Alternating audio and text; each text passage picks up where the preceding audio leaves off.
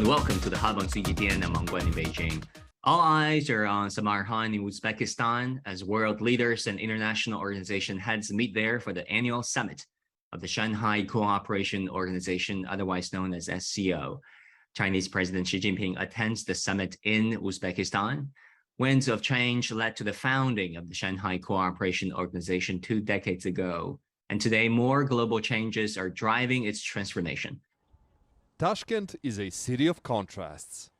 On one hand, modern skyscrapers and shopping malls that rise in the town's most modern districts. On the other hand, there are the historic structures that preserve relics from the 14th century. Knowing the history seems to be key to the future of this entire region. Locked in many conflicts in the past, the countries in this part of the world came to believe there were better ways to resolve issues to everyone's benefit. That solution includes the Shanghai Cooperation Organization. Over the years, it has grown into a structure that offers its members something that no other organization does. While some in the West have called it the Asian NATO created to counter the West, most experts have dismissed those labels. SCO is an alternative to OSCE, not to NATO, as a political body, as a multilateral platform which emphasizes different set of values, different set of principles and rules, different from democracy, different from human rights articulation in Europe, in the West. And it is precisely that difference that will be on display at this year's high-profile summit in Samarkand. The SCO is now made up of 8 full members, with 10 other states participating as either observer or dialogue partners. It is expected that Iran will sign commitments for becoming an additional full member in Samarkand. Interest by several other countries to join will also be addressed. The Shanghai Cooperation Organization will act in providing security in the Eurasia area by strengthening economic and transport collaboration. They will also decide on the SCO expansion. The memorandum on Iran's full member status will be signed, and they will consider membership applications from Belarus and some other countries. Top political brass will participate in the summit in Samarkand, including the Chinese President Xi Jinping, Russian President Vladimir Putin, Indian Prime Minister Narendra Modi, and many others. A lot of important bilateral meetings are scheduled during this summit. According to local experts, all of those meetings will be a show that a new, multipolar world has emerged and is here to stay. How much weight does the SCO summit have? How just is the Western projection of the SCO as a quote-unquote illiberal anti-U.S. coalition? I'm very honored to be joined today in Lahore, Pakistan by Zafaruddin Mahmood, Special Assistant to the Prime Minister of Pakistan. Mr. Mahmood, welcome to CGTN. Thank you, Mr. Wang Guan. Thank you so much for having me. Great to have you. Mr. Mahmood, I want to start by asking you about the SCO. Pakistan became a member state of the Shanghai Cooperation Organization in 2017. What role has this regional organization played, in your opinion, in addressing critical geopolitical tensions? Thank you so much. So let me briefly give my point of view. It was indeed established about 2 decades ago. And I think the most important achievement is provided a cooperative forum or a platform for dialogue between the member states. And all of these states, they include the bigger countries like China and Russia, and also smaller countries. So I think it's an equal platform for all these countries to share their views and thoughts. So in that way, it has been able to achieve the basic objective of a good dialogue platform for all the member states. There have been reports about the expansion of the SCO. According to Russian Foreign Ministry, Iran might sign a memorandum of commitment to join the SCO soon. Plus, there are other countries associated with the SCO as observers and dialogue partners in the past few years. What do you think will this expansion mean for this organization? Well, there have been quite a few countries who have been trying to become the full member of SCO since long. And I think it is a very good idea to make it more inclusive, particularly in this very, very complex region in which we are living.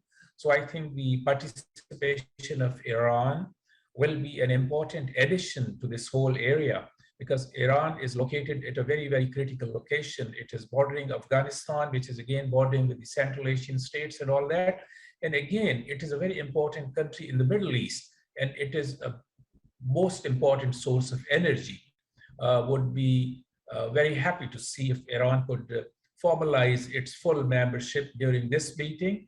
And of course, the other candidate members will have to wait maybe for a while, because the SCO has a very tough criteria to include new members. I think that Pakistan had tried for a long time, and they have to wait for a few years before becoming a full member.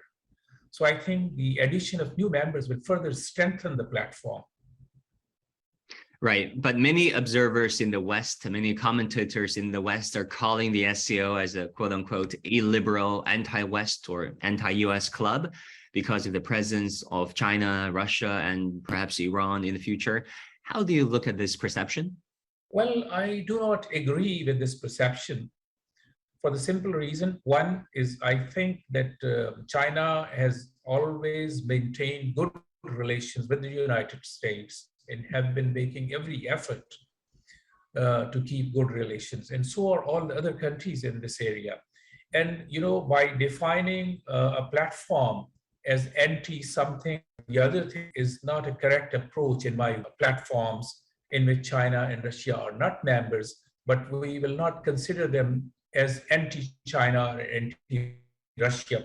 So I think all the countries have a right to become a part of a certain platform which serves their interest in a particular region. So I think the perception to declare that SCO is an anti-American kind of a platform is incorrect in my view. And I think the other countries in the Central Asian republics are also maintaining good relations with the United States for the last so many years. But it has happened so in the recent past, the relationship between Russia and the United States are not as good as they were. And there are issues between China and the United States as well. Right. Let's talk about energy. With the present global energy crisis, what does this association of Russia, Saudi Arabia, and perhaps Iran, three of the biggest oil and gas producers, mean for the Shanghai Cooperation Organization? What does it mean for the energy security, not just in the region, but the whole world?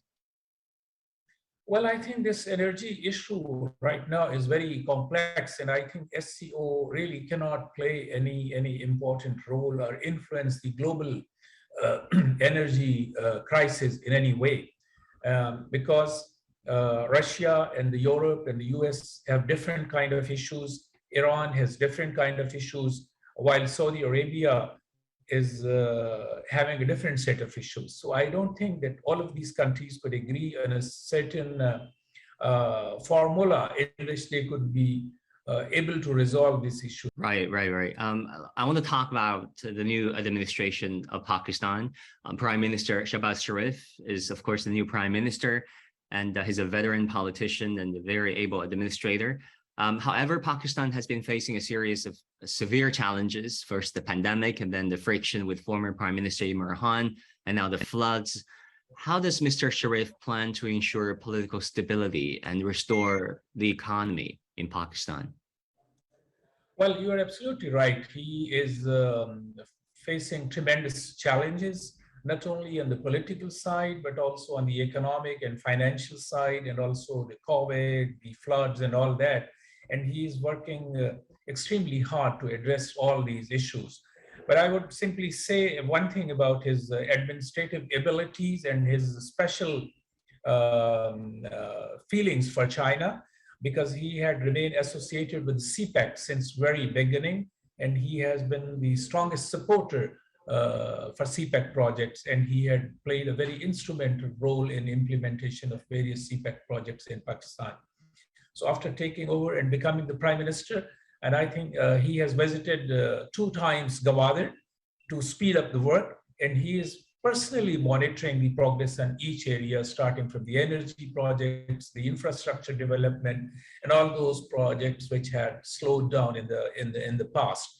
Yeah, exactly. Fingers crossed for a speedy recovery for people who are suffering from this devastation, a climate devastation. Sir, you have a special role in China-Pakistan relations. You have served as a diplomat in Beijing and Shanghai, and you had a key part in the implementation of CPAC, China-Pakistan Economic Corridor. In your opinion, has CPAC met the goals its builders had in mind? What are the opportunities and challenges? Well, yes, you are. I have the privilege and honor of remaining associated with China in different capacities for the last 4 decades almost. So talking about CPAC, I would say that we have been only able to achieve partially the objectives and goals which were defined at the beginning. And the reasons are many. And I must say that we have to work harder to completely implement the CPAC, which is a flagship project of BRI. So just to give you one example, we have agreed on a long-term plan for CPAC implementation, and in which energy and infrastructure development was one part, but the most important part was the industrial development. And we have not been able to achieve the desired objective as far as the industrial development is concerned. So we have to work hard in that direction so that the CPAC can produce the desired results.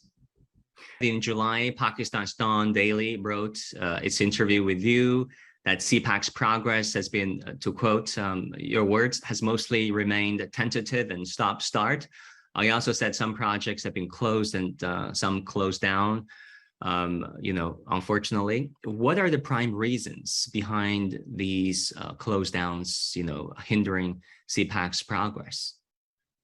Well, actually, I think the interview was slightly misquoted. I have not said that the projects have been closed down, but definitely there have been a slowdown. Definitely there had been for various reasons. And what I have said is essentially that we have been failed to implement the long-term CPAC plan, in which the energy infrastructure development were a part of the whole CPAC long-term plan, but it could have only worked if we have implemented it in totality. So that is where we have not been able to achieve the desired results. And the reason for that, I could say, is essentially the change of the political government. And the second is, of course, COVID, which has seriously affected. And third is the security concerns in Pakistan for the Chinese companies to come and work here. But I think then in the later part of the last government, the various issues were resolved, and there was a joint desire to restart the CPAC in its original form. But I think now with the floods and all that, we will have to redefine our objectives and goals. Well, China-Pakistan relationship has been described as an ironclad friendship. Beijing designated Pakistan as an all-weather strategic partner, one of the highest designations among China's friends and partners anywhere in the world. What should we expect in the bilateral ties under the new government? Well, I think these will be further strengthened and deepened in all dimensions. We already have very extensive relations in every part of our dimensions, including the strategic relations, the diplomatic, the defense, the economic, and all that. But what we have to do is make it more objective, more specific to develop Pakistan's economy. I think that is the new direction which we have to do that. And I think whatever government comes into power in Pakistan, they always support and further try their best to further strengthen the relations with China. So that is the most important thing. And that's why we are called the Iron Brothers. So I think during the last 7 decades or so, I have never seen a moment when there was some deterioration in the relations. They have been always growing from better to further better. So far, according to news reports, nearly 1/3 of Pakistan remains submerged. 1,400 Pakistanis, brothers and sisters there, lost their lives. You're in Lahore, Pakistan. How is the situation over there in Lahore? I've been to Lahore actually 10 years ago. My thoughts are with the people there. What's the situation over there like right now? What does the people in Pakistan need, and how can everyone help? Thank you so much for your concern. Indeed, this flood has really created a havoc in most part of Pakistan.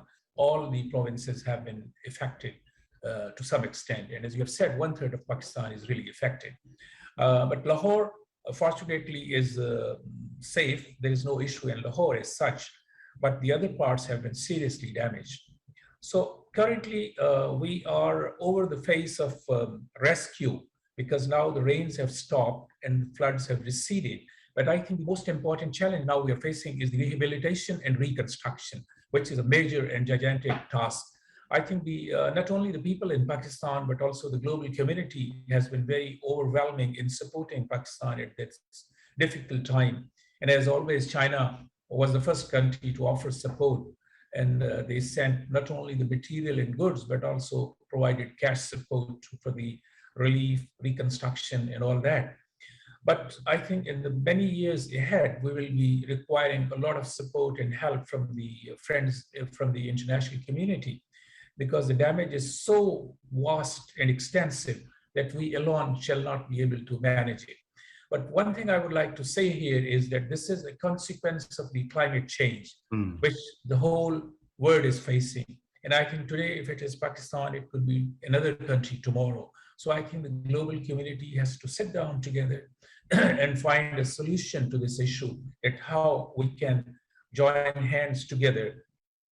Yeah, I mean, the two countries, the relationship rather has certainly withstood the test of time. If you think about, the earthquake in Wenchuan, Sichuan over a decade ago, in 2008, Pakistan was among the first countries to send tents. Pakistan sent one of the very last few batches of tents over to the friends here in China. Likewise, China has been extending a helping hand whenever Pakistan is in need. This relationship apparently is more than just political and economic.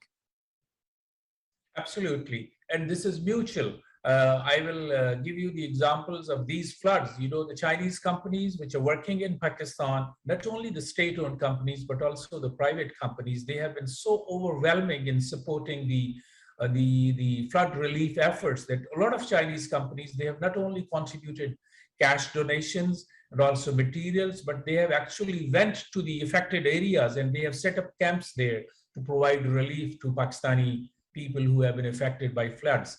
And I have read about the emotional story about a schoolboy who donated his entire pocket money, his personal savings, for the flood relief efforts in Pakistan. So people in Pakistan were touched by these kind of emotions, which are definitely highly respected. It is a very emotional relationship, however you look at it. Mr. Mahmood, your ties with China are not just at the official level. You're also the founder, actually, of a think tank, the Understanding China Forum.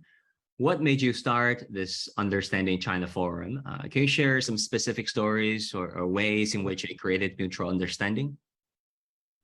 People in Pakistan, they do not know much about China. And the source of information for them, for China, is from the Western media, Western newspapers and all that, which most of the time is misguiding. And, it has ill intentions. So I thought it is my duty and responsibility to show the true picture of China to the people in Pakistan who have good feelings about Pakistan, but when it comes to in-depth understanding, they really do not know much because their source of information is West, which is misguiding. So with the help of few friends, we set up this small kind of a forum based in Lahore, in which we organized seminars. We took delegations to China from media, from the business community, the scholars and all that. And we arranged with the meetings on the public side, not with the government organizations, so that they must feel the true feeling of the Chinese people. They look at China's economic development. They look at China's social harmony. They look at China's governance system and how it has benefited the people of China. So that is the objective of my setting up this platform, so that people of Pakistan, they should know what real China is, not what the Western countries they propagate about China. Mr. Mahmood, given the dominance of Anglo-Saxon, English-speaking news media around the world and the narratives that have been propagating around the world, how effective do you foresee your forum to be, Understanding China Forum, in changing stereotypes and perceptions or even misperceptions about China? Well, we have just started, and we are making our efforts as much as possible. But in the recent last 2 years, due to COVID, we have not been able to travel to China or invite some Chinese friends to come to Pakistan. But I think we will continue our efforts in whatever way we can. So actually, my objective is to influence the people in Pakistan we call them the opinion makers, who mostly come on the television and tell stories about different things.